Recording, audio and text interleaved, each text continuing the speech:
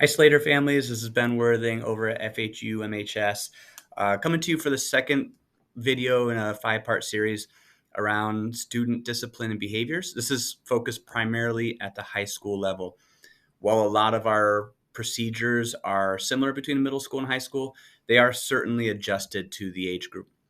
So in this video, I'm going to speak specifically about uh, our procedures around discipline and consequences. In the newsletter, I've included our consequence guideline. It's just that. It's just a guideline. We we have a structure that we use when we are going through consequences and discipline, but we also recognize, like I said in the past video, that we are a small enough school that we can adjust and be flexible to meet the individual needs of each student. As an example, oftentimes we'll have conversations with parents and families, and the conversation is usually around something like, hey, listen, nobody knows your child better than you. Our goals align that we're really using this as a learning opportunity. What do you think a consequence would be that would really hit home and help them learn that lesson?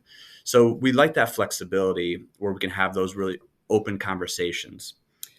Uh, so probably one of the biggest procedural disciplinary things that we have is pretty minor, actually, and I'd like to talk about it really quickly just as an example, and that's around unexcused tardies in the morning. So an excused tardy would be something that fell under maybe a doctor's appointment, a dentist appointment, a flat tire, these things in life that you just don't really have control over. And unexcused tardy is more of the just not getting out of bed or not getting my timing down right to get to where I need to be at the right time.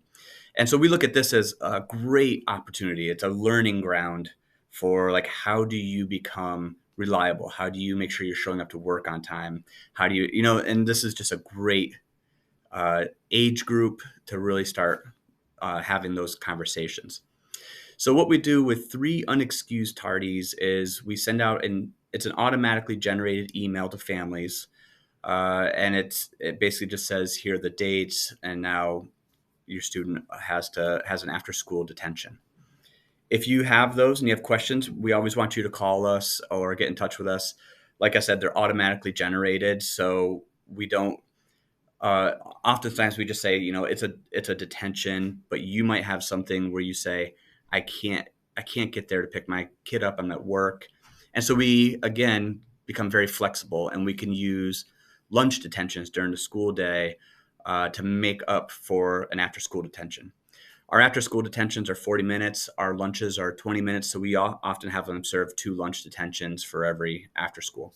So that's that flexibility example. And that's also that example of really wanting that communication from families.